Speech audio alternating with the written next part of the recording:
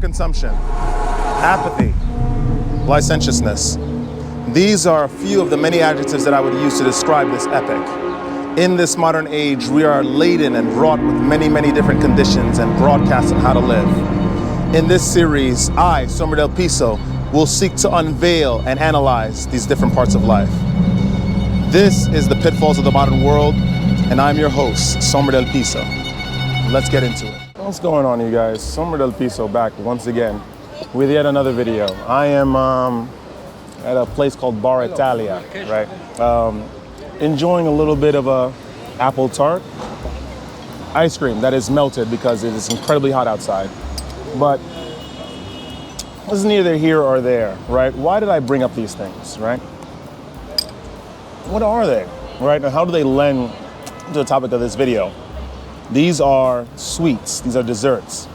The average person in the US consumes an abundance of refined sugar, right? Did you know that 3 or 4, I believe, out of 5 of every American is obese? Did you know that? I had no idea. This is news to me.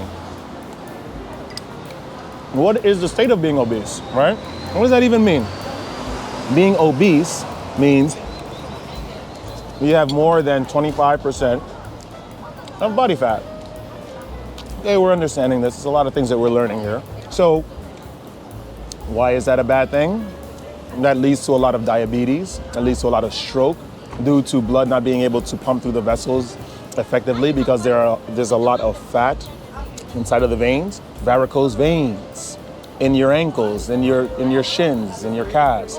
Just general bad cardiovascular health. In light of all that information, one would deduce, right? One can deduce that it's bad being fat, isn't it? So if that's the case, it's not bad, you know? It's bad being fat because of all these health negatives that will be inflicted upon the body. With that being said, why is body positivity such a thing in this modern Western society? Why is that a thing? In light, not even in light, this information is not revelatory by any sense.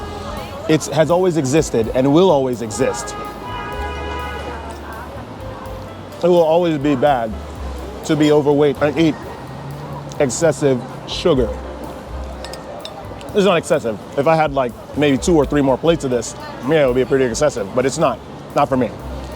And look at me, I have pretty good cardiovascular health. Why is body positivity such a bad thing for our society? First, we're gonna start by explaining what that is. Body positivity is some sort of new social media phenomenon that has sort of creeped into reality, the real world. And it sort of pushes this whole idea of no matter how large you are, how big you are, or no matter how bad of eating habits you may have, you are still a person that needs to be valued as such and should not be criticized nor recommended to not be overweight nor obese because that is negative, that is offensive, right? Interesting stuff. So even though objectively it is bad for you or it's unhealthy to have an excessive amount of body fat, and you warn that individual about that, that person will retort saying, I am positive about my body and I think that you should not say anything to me because this is what I want to do. I am proud of my body. Interesting. So we just got an idea of what body positivity is. Now we're gonna explain why it's incredibly bad, right? So let's speak a bit, not necessarily focusing on body positivity, but we're gonna be a little objective here. Imagine someone is doing wrong, right? Objectively wrong, like say purposefully finding someone to be aggressive towards. I see this person that seems vulnerable on the street and I'm going to try to assault that person, right? Before a person would make that move, right, that physical action in reality to assault that person, what if someone catches wind of the plot and tries to warn that individual of the mishaps of that deed to be? The person will then respond, you can't tell me that because I'm all about toxic positivity, right? Committing toxic actions whenever I want because that's just how I feel like, that's what I feel like doing. It is the same thing can be applied to body positivity. We know that objectively it is the wrong route to choose. You are purposefully eating excessively. Mind you, there may be conditions that lead to people being much bigger, right, than the average person, right? Or their BMI tends to be a little bit on the large side. We understand that there are natural conditions as such. If there are no attempts that are being made in order to change that situation, in order to change that very, very unhealthy basis state, then you are in the wrong. And you deserve to be criticized. Absolutely. You see, with a prevalence of individuals that are pushing this body positivity, not only pushing body positivity, which is basically the broadcasting of an unhealthy lifestyle, they are also consuming way more on average, changing census calculations, right? The average American consumes 2 hamburgers a day. That's not true. It's only because the majority of the individuals that live in America are obese and they're eating way more than they should, therefore thwarting the stats, the statistics. That aside, even if you are consuming more, that's very, very dangerous because that will cause a push to a lot of the food companies and organizations to then produce more food, albeit in very, very, very bad, malicious means, such as pumping hormones into cows to make them grow faster, making sure putting a whole bunch of pigs inside a very, very tightly squeezed pen and giving them a whole bunch of hormone-pumped foods in order for them to grow to crazy large sizes, slaughtering them, and then, just being able to dole that out to the ever-consuming, obese, overweight individual of America. It will never be good. Things like that should never be pushed.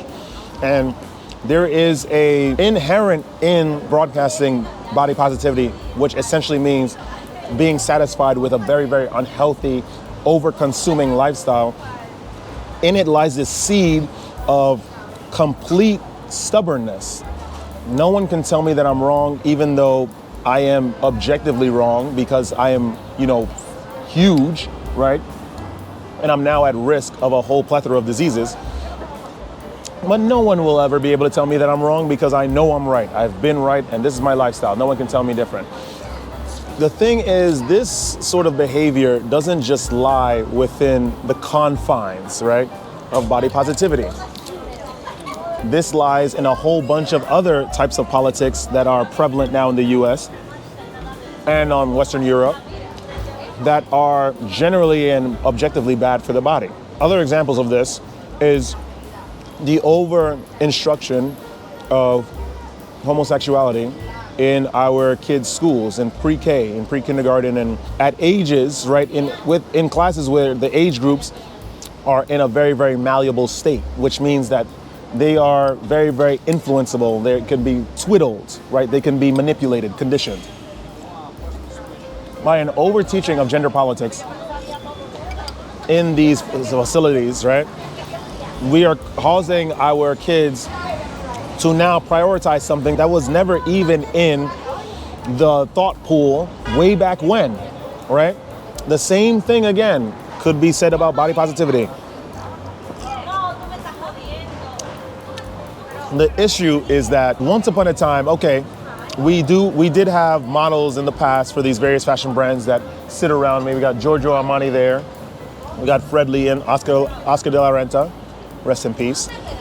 These fashion brands used to push a sort of idea, right? That this is how the healthy woman looks like. And they showed like the likes of Kate Moss, Christy Turlington, Naomi Campbell, who were all like anorexic, right? They were very, very close or actually possessing eating disorders. That was another form of body positivity as well, because that sort of ideal of health, right, was being pushed to many, many individuals. Everyone that would look at these advertisements and try to aim for these unreasonable, unreachable standards. And of course, you couldn't tell them any different because, of course, they were making money. And then at the end of the day, that's who they thought they were. They thought that these disorders were healthy. Body positivity.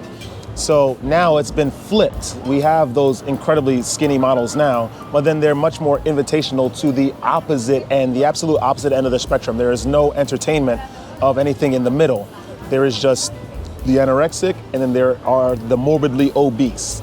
And we are now pushed to accept this kind of lifestyle, not only we have to accept it in our midst and not give them any recommendations lest we be a bigot or super offensive, but we must also subject our children to grow up in these types of societies too, where being completely unhealthy is acceptable.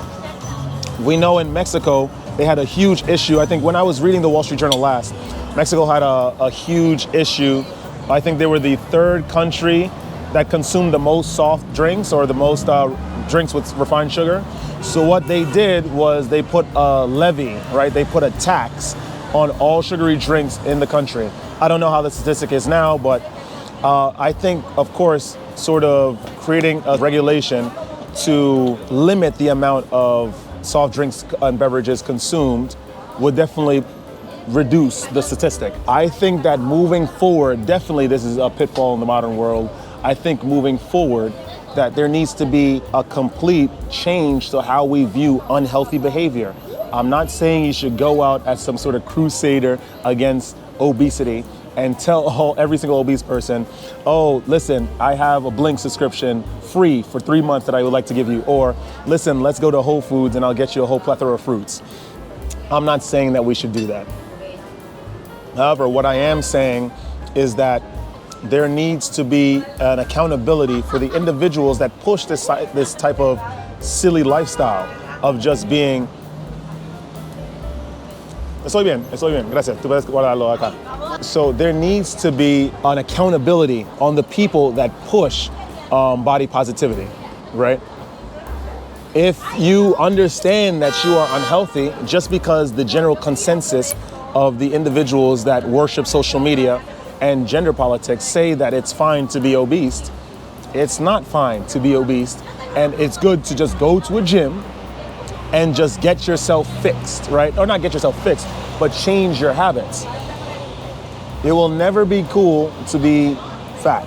It will never be cool to be obese. And one needs to accept the reality of the situation, right? Of the situation around us. One needs to accept the reality of being obese. If you remain in that state, then you will have not only an inevitable death that is promised to us all, regardless of our body mass index, but a very, very painful death through diabetes and various other things. Body positivity, the problem with it thereof, like I said earlier, lies within the absolute refusal of the objective reality and its facts about obesity. We must make a choice, gentlemen. And that is a pitfall of the modern world.